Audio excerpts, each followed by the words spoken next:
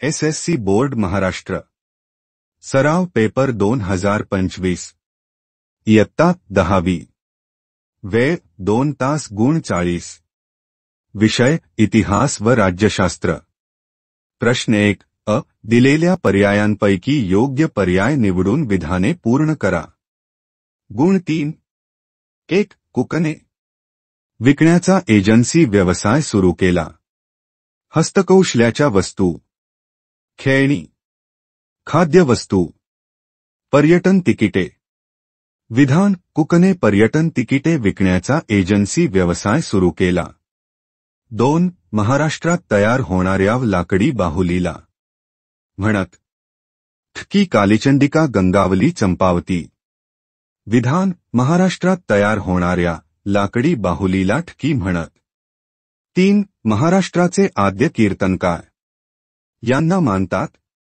संत ज्ञानेश्वर संत तुकाराम संत नामदेव संत एकनाथ विधान महाराष्ट्राचे आद्य कीर्तनकार संत नामदेव यांना मानतात प्रत्येक गटातील चुकीची जोडी ओळखा गुण 3 प्रभाकर आचार्य के अत्रे दर्पण बाळशास्त्री जांभेकर दिनबंधू कृष्णराव भालेराव केसरी बाळ गंगाधर टिळक चुकीची जोडी प्रभाकर आचार्य के अत्रे 2 कुतुब मिनार मेहरौली गोलघुमट विजापूर छत्रपती शिवाजी महाराज रेल्वे टर्मिनस दिल्ली ताजमहाल आग्रा चुकीची जोडी छत्रपती शिवाजी महाराज रेल्वे टर्मिनस दिल्ली 3 कुटियट्टम केरळमधील संस्कृत नाट्यपरंपरा रम्मन पश्चिम बंगालमधील नृत्य रामलीला उत्तर भारतातील सादरीकरण कालबेलिया राजस्थानचे लोकसंगीत आणि लोकनृत्य चुकीची जोडी रम्मन पश्चिम बंगालमधील नृत्य प्रश्न 2 पुढील संकल्पना चित्रे पूर्ण करा कोणतेही 2 गुण 4 1 सांस्कृतिक वारसा मूर्त वारसा प्राचीन स्थळे प्राचीन वस्तू प्राचीन वास्तू हस्तलिखिते प्राचीन शिल्पे प्राचीन चित्रे अमूर्त वारसा मौखिक परंपरा व भाषा पारंपरिक ज्ञान सणसमारंभ व धार्मिक विधी कला पारंपरिक कौशल्य परंपरा पद्धती आत्मसात असलेले समूह 2 भारताचा इतिहास लिहिणारे ब्रिटिश इतिहासकार mount Stuart Elphinstone James mill William Wilson Hunter James डफ 3 कोशाचे प्रकार शब्दकोश विश्वकोश सूचीकोश वाङ्मयकोश टिपा लिहा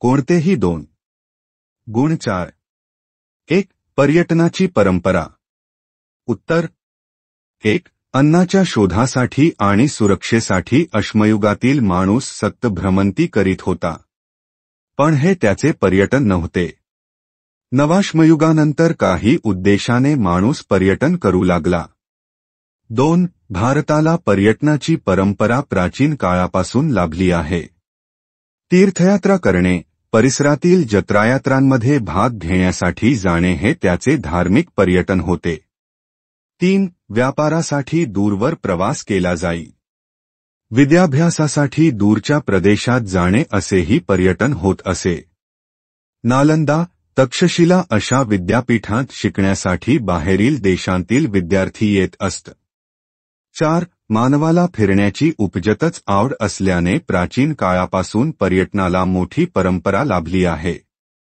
2 मराठा चित्रशैली उत्तर 1 इसवी सनाच्या 17व्या शतकाच्या उत्तरार्धात मराठा चित्रशैली विकसित होण्यास सुरुवात झाली 2 सचित्र हस्तलिखित पोथ्यांच्या खाली आणि वर ठेवण्यात येणाऱ्या लाकडी फळ्यांवरील चित्रे काचचित्रे आणि भित्तिचित्रे या विविध स्वरूपात मराठा चित्रशैलीचा आविष्कार आढळतो 3 या शैलीतील चित्रे रंगीत असून ती भित्तिचित्रे आणि हस्तलिखितांमधील लघुचित्रे यांच्या स्वरूपांतील आहेत 4 वाड्यांचा दर्शनी भाग दिवाणखाने मंदिरांचे मंडप शिखरे व छत यांवर मराठा चित्रशैलीतील भित्तिचित्रे पाहण्यास मिळतात 5 या चित्रशैलीवर राजपूत आणि माळवा चित्रशैलीचा तसेच युरोपीय चित्रशैलीचा प्रभाव पडलेला दिसून येतो 3. आयनल्स प्रणाली.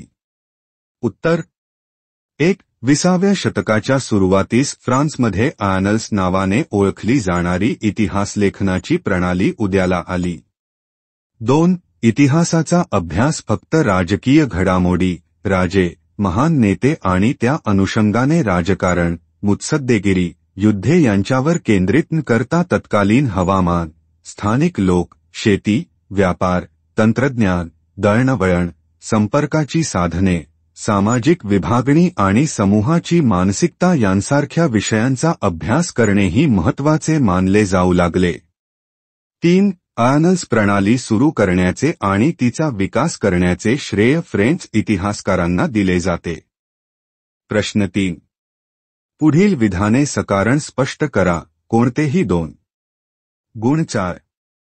1. स्त्रियांच्या आयुष्याशी निगडित विविध पैलूंवर विचार करणारे संशोधन सुरू झाले. सकारण.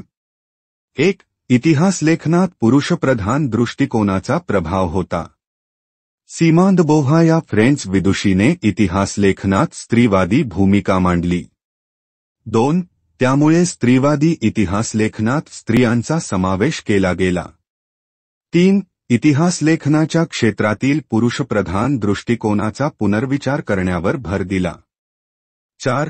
सिमॉन दे बोव्वार यांच्या या स्त्रीवादी भूमिकेमुळे स्त्रियांशी संबंधित नोकरी, ट्रेड युनियन, स्त्रियांचे कौटुंबिक जीवन यांच्याशी निगडित विविध पैलूंवर विचार करणारे संशोधन सुरू झाले.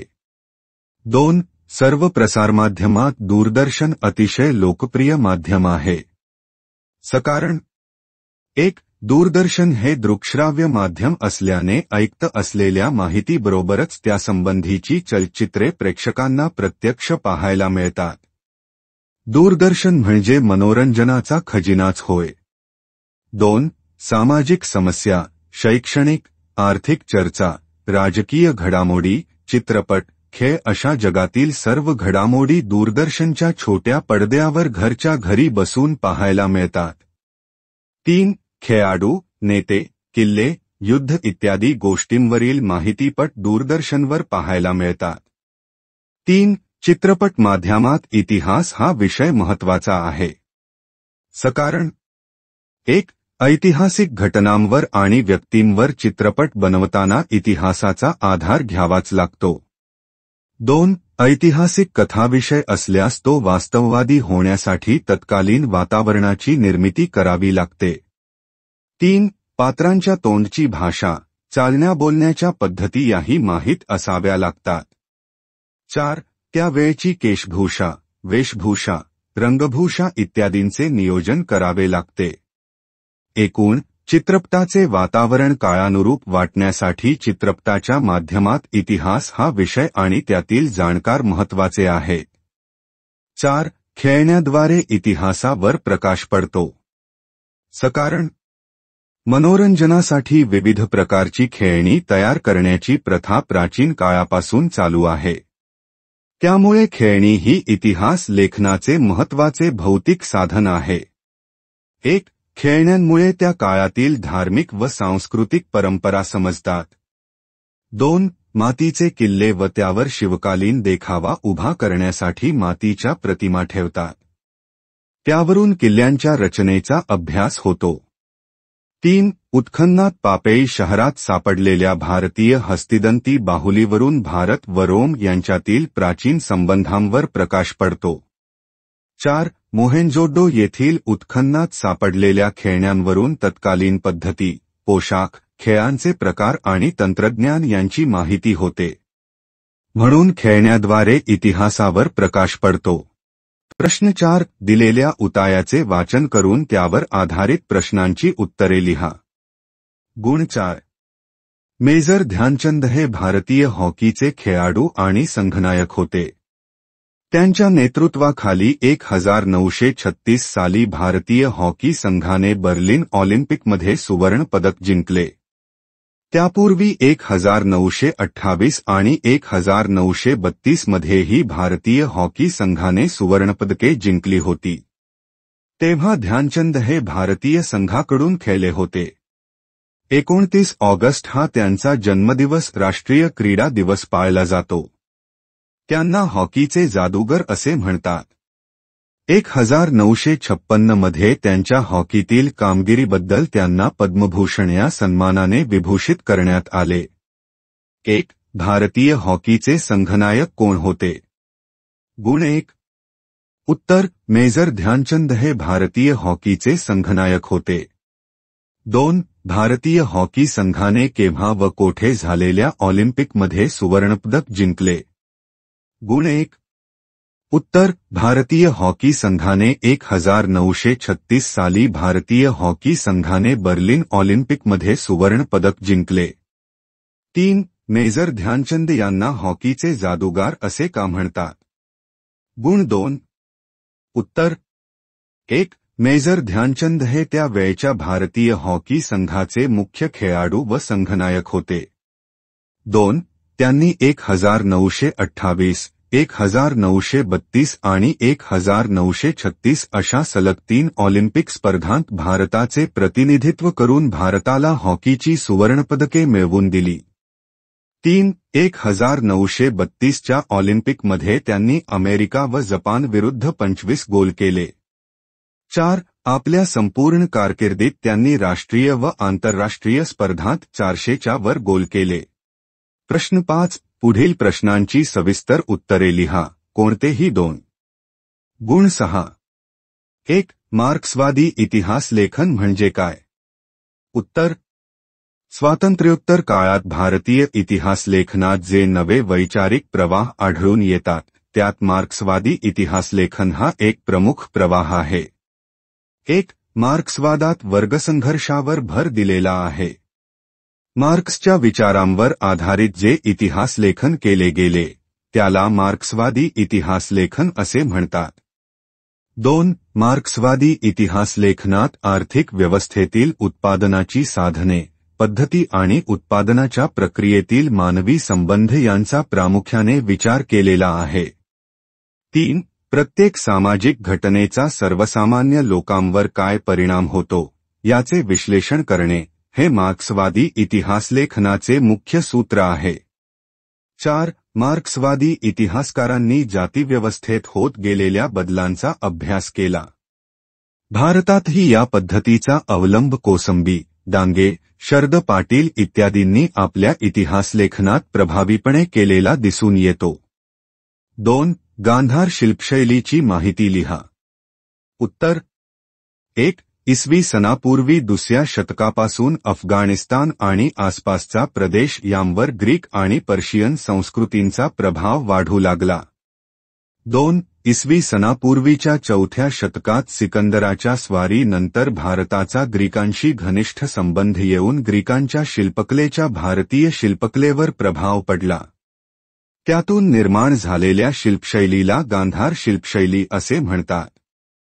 3. हिरवट करड्या रंगाच्या चुनखडीच्या दगडात या शैलीतील शिल्पे कोरलेली आढळतात.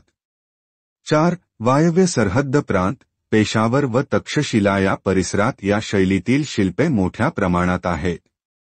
गांधार शिल्पशैलीतील भव्यता व वैविध्य यांमुळे शिल्पकलेच्या इतिहासात या शैलीने आमूलाग्र बदल केला. 3. भारतीय चित्रपटसृष्टीची जननीयशी महाराष्ट्राची ख्याती का आहे? 1. भारतात चलचित्रपटाचा प्रारंभ महादेव गोपाळ पटवर्धन कुटुंबियांनी 1885 मध्ये केला. 2. 1899 मध्ये हरिश्चंद्र सखाराम भाटवडेकर उर्फ सावेदादा यांनी भारतातील पहिला लघुपट तयार करून तो मुंबईत आझाद मैदानावर दाखवला. 3. दादासाहेब तोरणे, करंदीकर, पाटणकर व दिवेकर यांनी परदेशी तंत्रज्ञांची मदत घेऊन पुंडलिक हा कथापट 1912 मध्ये मुंबईत दाखवला. 4. दादासाहेब फाळके यांनी 1913 मध्ये संपूर्ण भारतीय तंत्रज्ञान वापरून स्वतः दिग्दर्शित केलेला राजा हरिश्चंद्र हा पहिला भारतीय चित्रपट मुंबई येथे प्रदर्शित केला. अशा रीतीने भारतात पहिला पूर्ण लांबीचा चित्रपट तयार करून प्रदर्शित करण्याचा मान. 5. महाराष्ट्राकडे जातो म्हणून भारतीय चित्रपटसृष्टीची जननी तशी महाराष्ट्राची ख्याती आहे.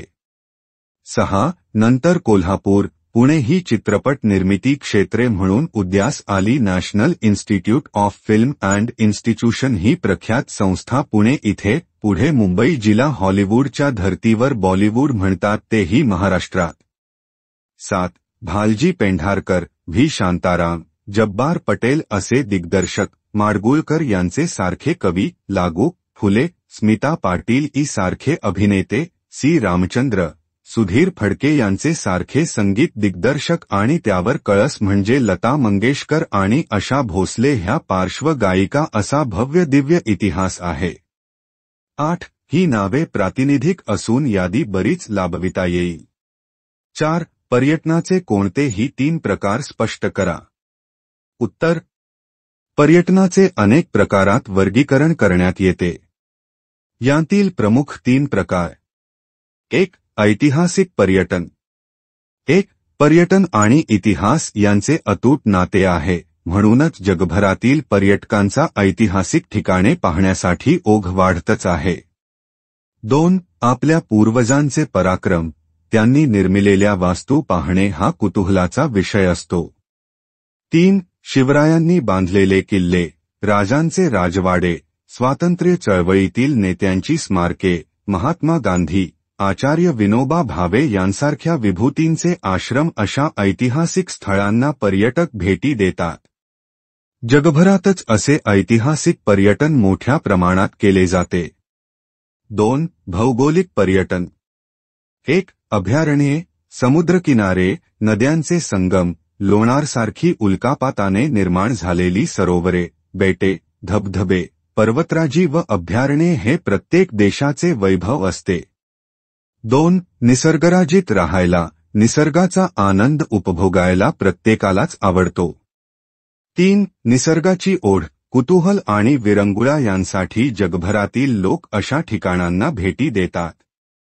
हे भौगोलिक पर्यटन होय. 3. आंतरराष्ट्रीय पर्यटन.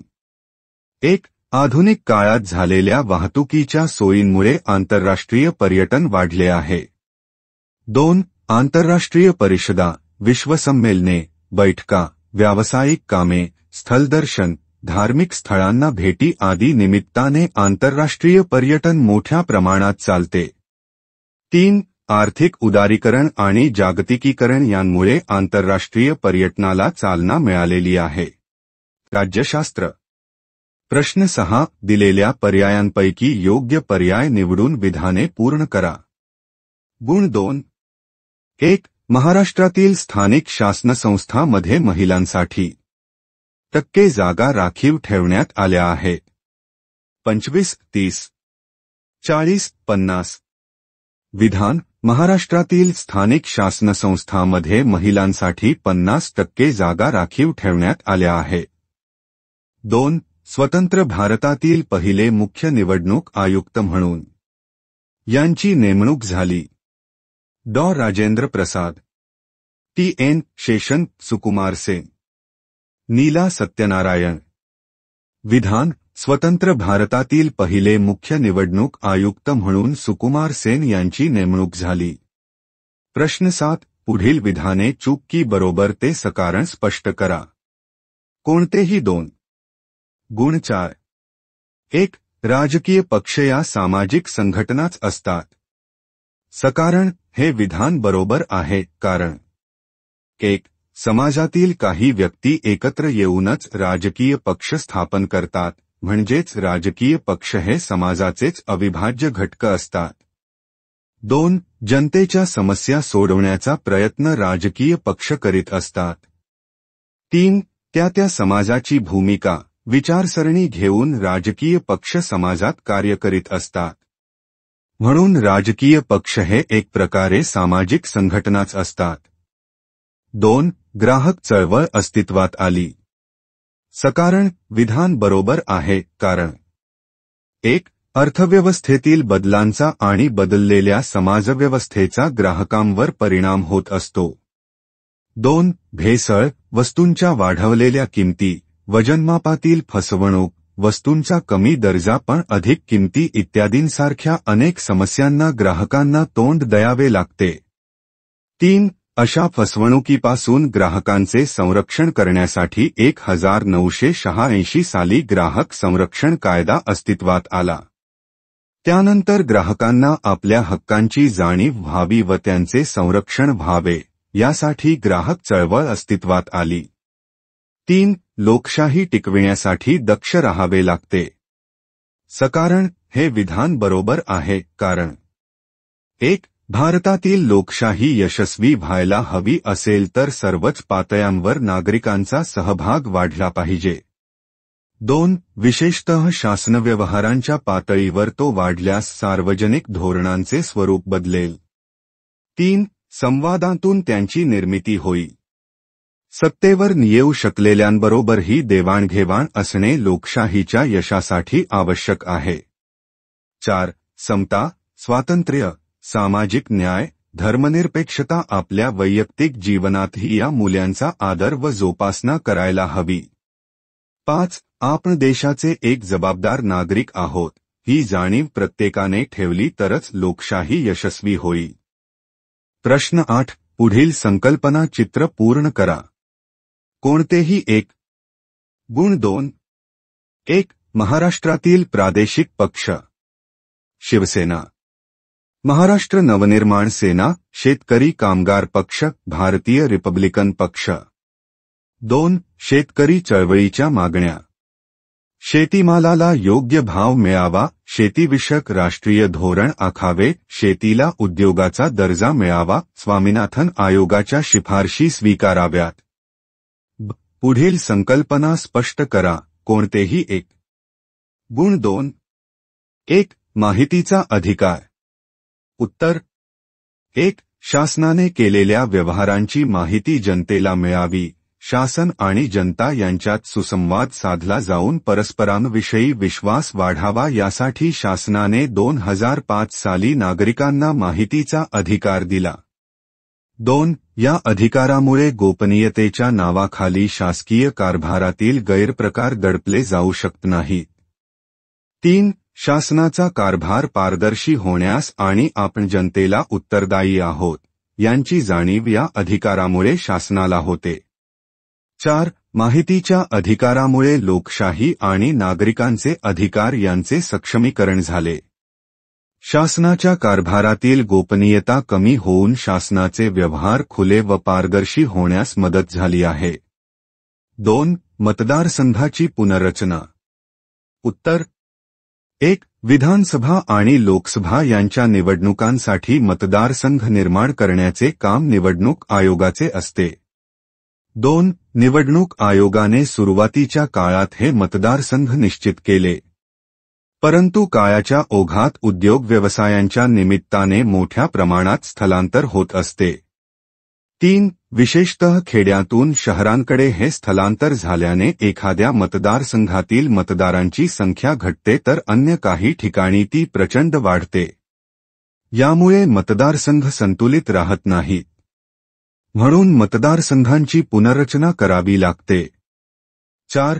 हे मतदारसंघ नव्याने निर्माण करण्याचे वा त्यांची पुनर्रचना करण्याचे काम निवडणूक आयोगाची परिसीमन समिती करते. प्रश्न 9. पुढील प्रश्नांची थोडक्यात उत्तरे लिहा. कोणतेही एक. गुण 2. 1. राजकारणाचे गुन्हेगारीकरण झाल्यामुळे कोणते परिणाम होतात? उत्तर. राजकारणाच्या गुन्हेगारीकरणाचे पुढील परिणाम होतात. 1. राजकारणामध्ये पैसा आणि गुंडगिरी यांचे महत्त्व व वर्चस्व वाढते. 2. निवडणुकीच्या वेळी हिंसाचाराचा वापर होऊन मुक्त वातावरणात निवडणुका घेणे अशक्य होते. 3. दहशतीचे वातावरण निर्माण होऊन शासन व्यवहारात लोकांचा सहभाग कमी होतो. 4. सहिष्णुता संपते, यामुळे लोकशाही विकसित होत नाही. 2. निवडणूक आयोगाची कार्ये स्पष्ट करा. उत्तर. निवडणूक आयोग पुढील कार्य करतो. 1. मतदार याद्या तयार करण्याचे व त्या अद्ययावत करण्याचे काम करणे. 2. निवडणुकांचे वेळापत्रक आणि निवडणुकीची प्रक्रिया यांचे नियोजन करणे. 3. उमेदवारांच्या अर्जांची छाननी करणे. 4. निवडणुका घेणे व त्यासंबंधीची सर्व कामे करणे. 5. राजकीय पक्षांना मान्यता देणे वा मान्यता रद्द करणे. 6. निवडणुकीसंबंधातील सर्व वाद वा तक्रारींचे निवारण करणे.